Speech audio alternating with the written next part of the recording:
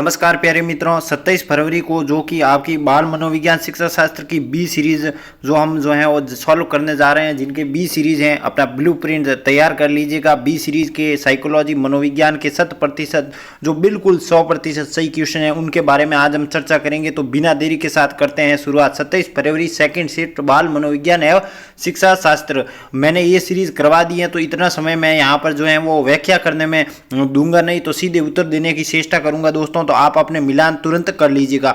मनुष्य की मूल प्रवृत्ति और संवेगात्मक शक्ति को अभिव्यक्त करने का अवसर देना, एक दूसरे के घुलने मिलने की स्वतंत्रता क्या कहलाती है दोस्तों?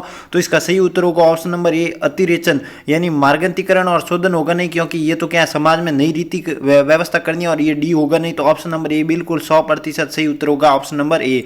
अगला देखिए, गिलफोर्ड का सिद्धांत पूछा गया था कि इनका क्रम जमाना है, तो यहाँ पर एक ऑप्शन में सीधा उत्पाद जो उत्पाद है वो अकेला ही है। इसमें कुल 180 खंड बताए थे उन्होंने। तो देखिए, संक्रिया विषय वस्तु और जो है वो उत्पाद, गिलफोर्ड ने ये 3 जो है वो बताए थे। तो ऑप्शन नंबर सी इसका सही और सटीक उत्तर होगा दोस्तों। अगला देखिए, संकल्पना मानचित्रण शिक्षकों को किस प्रकार मदद करता है? उपयुक्त अनुदेशनात्मक सामग्री का चयन करने में, शिक्षण समय को कम करने में। ये गलत है, सी गलत है। ये दोनों पाठ योजना इसमें जो है वो ऑप्शन सी और ए में दोस्तों दोनों में से एक होगा, लेकिन मुझे लगता है बिल्कुल सही उत्तर होगा, क्योंकि यहाँ पर 95% अगर रेशियो की बात करें तो ऑप्शन नंबर ए बिल्कुल सही होगा। उपयुक्त अनुदेशनात्मक सामग्री का चयन करने में ऑप्शन नंबर ए बिल्कुल सही और सटीक उत्तर होगा। अगला देखिए, संज्ञानात्मक अधिगम के अंतरण प्रश्न अधिगम का प्रमुख सिद्धांत है। तो इसमें जो है वो केवल पुरस्कार से सीखना, ये और ऑप्शन नंबर डी जो है बी और डी में दोनों में से एक होगा। लेकिन ये प्रश्न में आप अपने OMR में स्केप कर दीजिए, क्योंकि मैं नहीं चाहता कि आपका जो है वो ऐसा उत्तर जो आपके प्रश्न को कम कर दे। तो जो है वो चौथे क्वेश्चन को आप अपने OMR में क्वेश्चन पर गोला बना दीजिए, ताकि बाद में टेलीग्राम ज्वाइन कर लीजिएगा। मैं थोड़ी देर के बाद वहां पर भेजने की चेष्टा करूंगा। अगला देखिए, ज्ञान संरचनावादी कक्षाओं में शिक्षकों के लिए प्रमुख दुविधा कौन सी है? तो छात्रों में स्वतंत्र सोचने के प्रयासों का सम्मान करना, साथ ही विषय वस्तु के अनुशासन के प्रति निष्ठावान रहना, बिल्कुल सही बात है। कक्षा में सांस्कृतिक विविधता को संबोधित नहीं करना, ये बिल्कुल दुविधा है दोस्तों, क्योंकि माता पिता शिक्षक के साथ अधिकार की बातचीत सही है दोस्तों। सहयोगात्मक शिक्षण की प्रौद्योगिकी का उपयोग करना, तो बिल्कुल दुविधा कौन सी है दोस्तों? तो दुविधा ऑप्शन नंबर कक्षा में सांस्कृतिक विविधता को संबोधित नहीं करना, ऑप्शन नंबर बी होगा दोस्तों।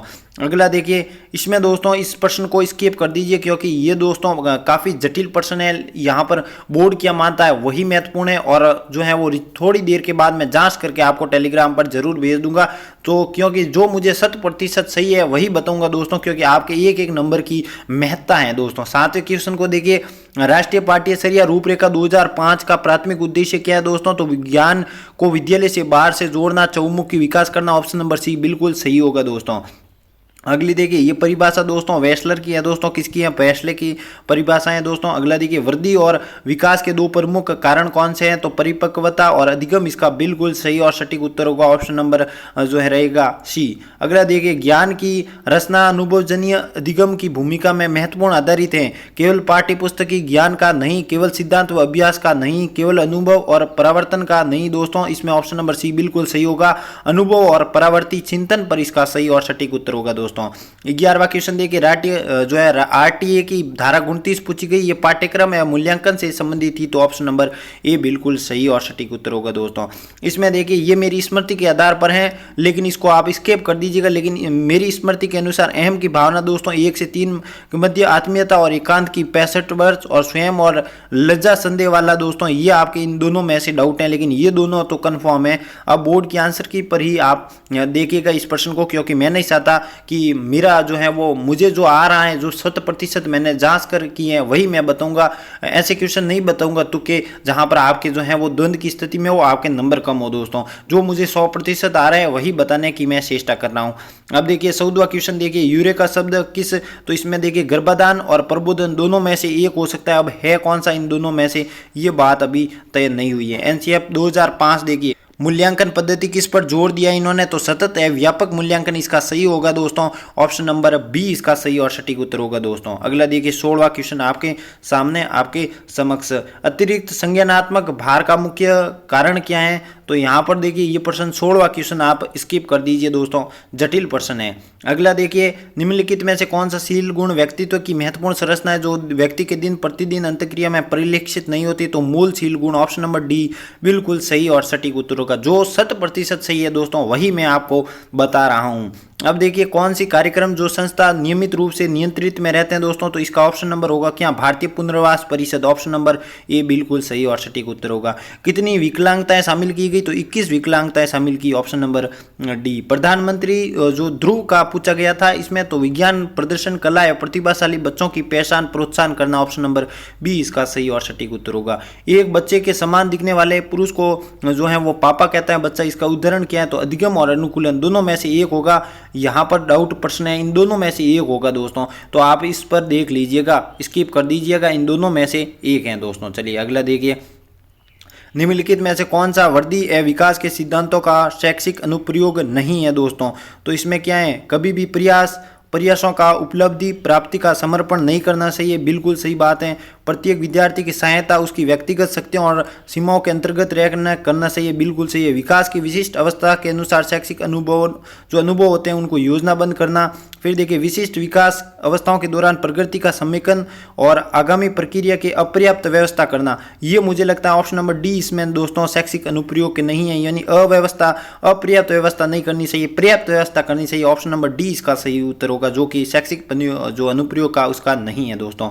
अब देखिए, भाषाई विकास में नकारात्मक रूप से प्रभावित कौन करता है? परिवार की प्रकृति, एकल परिवार होते हैं जहां पर माता पिता बालक पर भाषाई रूप से जो है आंतरिक रूप से, बाह्य रूप से जो है बालक को स्वतंत्र रूप से भाषा विकास नहीं करवाते हैं, थोपते हैं उनपे, तो ऑप्शन नंबर ए इसका सही और सटीक उत्तर होगा।